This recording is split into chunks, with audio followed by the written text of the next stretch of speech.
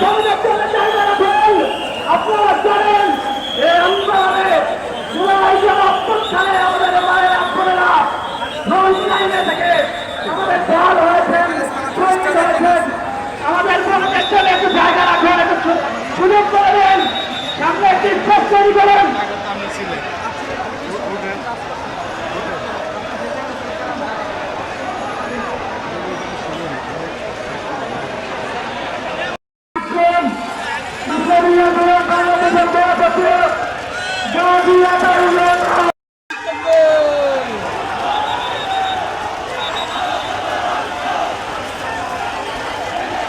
আসসালামু আলাইকুম ওয়া রাহমাতুল্লাহি ওয়া বারাকাতুহু।